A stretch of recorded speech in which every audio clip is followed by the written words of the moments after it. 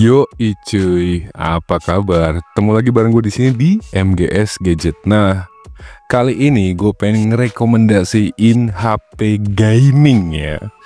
Kenapa begitu? Ya karena ini awal-awal bulan puasa ya kan. Terus bentar lagi lebaran. Kali aja kalian pengen upgrade HP yang bisa buat ngegame gitu ya. Ngegame tipis-tipis bisa. Bahkan ngegame berat juga masih lumayan bisa loh. Kenapa begitu? Karena gue udah tes sendiri di beberapa game ya, yang gue tes sih di PUBG sama Devil May Cry ya. Dan HP ini ternyata masih sanggup ngelibas itu semua dan masih lumayan stabil sih. Walaupun agak sedikit frame drop, tapi itu nggak masalah. But it's okay. Kenapa bisa gue rekomendasiin? Karena harganya yang sudah terlanjur murah cuy. Sumpah demi apapun. Apa itu HP-nya? Yap, iPhone 8 Plus. Kali ini bener-bener dari keluarga Apple keruak lagi ya. Tapi ya nggak masalah sih. Memang faktanya seperti itu yang gue rasakan dan gue gue tes ya. Lalu apa istimewanya si iPhone 8 Plus di tahun 2025 selain untuk HP gaming tipis-tipis?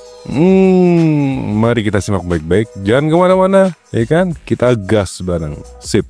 Sebelum kita masuk ke urusan gaming dan opini gua, iya deh, kita flashback sejenak ya. iPhone 8 Plus rilis pada tahun 2017 nih, dan sempat jadi primadona karena desainnya klasik dan elegan.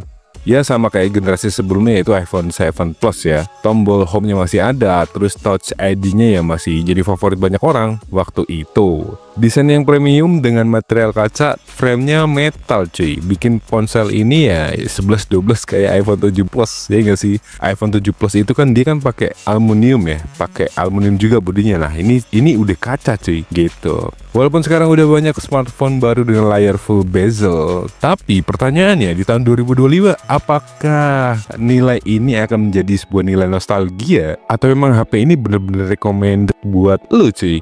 Gitu aja. Pada perilisannya dulu, iPhone 8 Plus ini diproduksi dengan chipset A11 Bionic yang revolusioner dulu. Walaupun sekarang udah ada teknologi yang jauh lebih canggih nih, ya kan?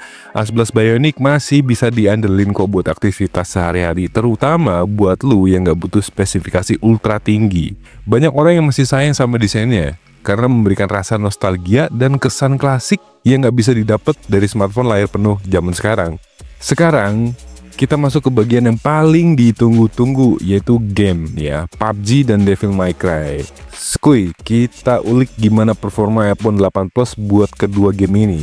PUBG Mobile ya, iPhone 8 Plus yang ditenagai oleh A11 Bionic masih bisa ngejalanin PUBG dengan cukup oke di settingan smooth extreme ya. Di kondisi grafis medium juga bisa ya kan. Terus frame rate rata-rata bisa nyampe 50-60 fps. Itu tergantung dari musuh yang kalian hadapi ya. Kalau makin banyak orang mungkin akan turun fps-nya di 50-53 gitu ya. Tapi ingat ya, asalkan nggak overhead, sebenarnya sih masih bisa jalan di 60 fps dengan stabil cuy. Sumpah deh, ini enak banget masih.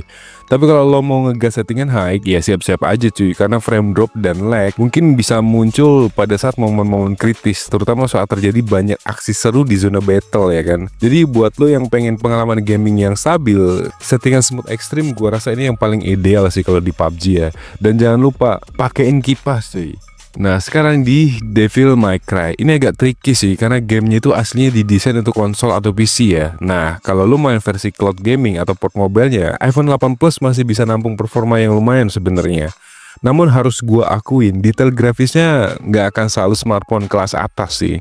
Ada potensi delay ya kan, yang bikin combo si Dante ini ya agak nggak presisi sih. Tapi kadang ada sedikit bottleneck ya, karena proses streaming atau rendering grafis yang berat banget cuy. Tapi ya secara umum game ini masih bisa dinikmati kok, asalkan lo nggak terlalu over ekspektasi ya.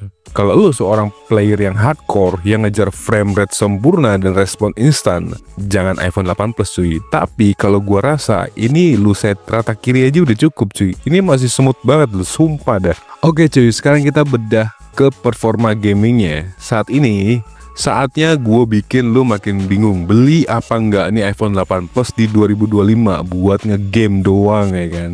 Nih lu bisa lihat faktor-faktornya satu persatu. Yang pertama, performa umum. Untuk aktivitas sehari-hari seperti chatting, browsing, streaming, iPhone 8 Plus masih bisa dibilang oke banget. A11 Bionic masih melaju kencang untuk tugas ringan cuy. Tapi kalau untuk aplikasi yang lebih berat dan multitasking yang intens, performanya mulai agak keteteran nih. Jadi kalau kalian suka aplikasi berat, ya mungkin ini bakal jadi pertimbangan cuy. Faktor kedua nih, udah kita bahas di segmen sebelumnya, yaitu di PUBG. Kita dapat settingan smooth extreme, ya kan. Nah ini cukup stabil banget, tapi setting high bisa bikin lo kena lag, sumpah. Nah sementara di Devil May Cry, inputnya agak sedikit delay ya. Bottleneck grafisnya bisa mengganggu pengalaman bermain. Jadi kalau gaming itu menjadikan prioritas utama lo, pikir-pikir lagi deh. Terus faktor yang ketiga, kamera dan fitur. Kameranya 12 megapiksel di iPhone 8 Plus masih menghasilkan foto yang lumayan oke sih di siang hari. Tapi kalau kondisi low light, hasilnya kayaknya kurang maksimal dibanding smartphone terbaru yang punya sensor lebih canggih dan mode malam yang powerful.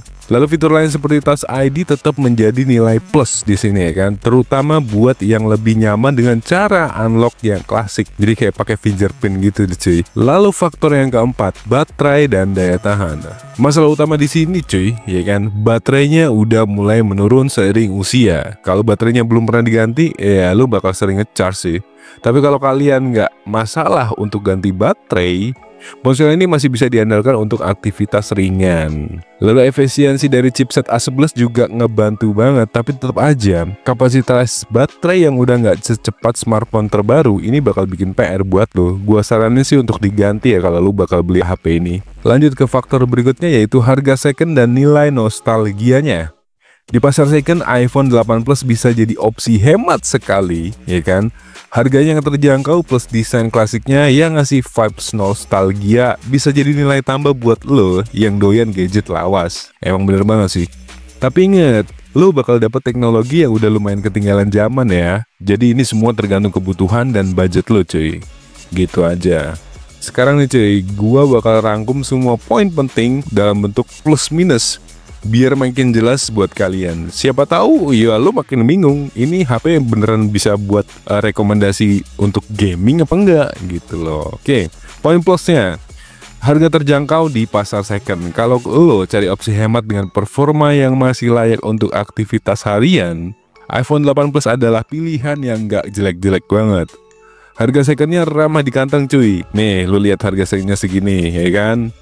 Lalu, desain klasik dan nostalgia. Desainnya yang timeless, everlasting, ada tombol home dan touch ID, masih jadi favorit banyak orang. Buat yang kangen era-era klasik Apple, ini benar-benar punya nilai sentimental cuy. Poin plus yang ketiga, cukup mumpuni untuk aktivitas ringan. Aktivitas kayak chatting, browsing, streaming masih lancar banget, nggak perlu khawatir lag di hal-hal yang nggak berat-berat banget ya. Dan untuk gaming juga masih bisa. Ya kan, untuk gaming masih bisa PUBG, Devil May Cry, Car X-Street masih bisa berjalan dengan mulus kalau nggak begitu panas. Ingat, gua saranin untuk pakai cooling atau pakai kipas ya. Ini sumpah masih smooth banget buat PUBG. Sekarang kita masuk ke poin minus ya kan. Yang pertama, performa gaming yang terbatas. Di PUBG, settingan high bisa bikin lag. Jadi gue saranin untuk main di smooth extreme. Udah selesai. Lalu di Devil May Cry ada potensi input delay ya. Jadi buat lo yang gamer hardcore, performanya kayaknya sedikit agak kurang optimal gitu aja. Lalu poin minus yang kedua, kamera dan fitur terbatas. Kamera di kondisi low light dan fitur-fitur canggih modern yang udah nggak ada lagi. Jadi foto di malam hari atau mode kreatif mungkin jadi kurang maksimal ya. Lalu yang ketiga, baterainya udah menurun drastis. Kapasitas baterai yang udah menua berarti lo mungkin sering harus ngecharge atau harus ganti baterai biar performa tetap maksimal. Jadi cuy, kayak gini nih. Nah, jadi intinya gini cuy, iPhone 8 Plus di tahun 2025 masih punya pesona tersendiri untuk sebagian kalangan ya.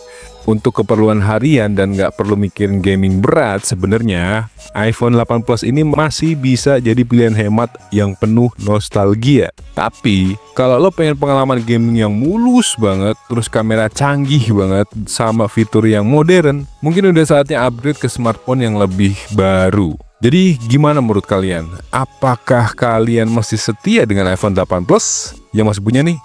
Atau udah siap move on ke HP masa kini? Tulis pendapat kalian di kolom komentar ya cuy. Jangan lupa subscribe, like, share video ini ke teman-teman kalian. Siapa tahu ya berguna ya buat beli HP-HP gaming yang murah-murah, ya nggak sih? Sampai jumpa di video selanjutnya, masih bareng gua di sini dan masih di MGS Gadget. Prepare your phone and happy watching. Bye bye.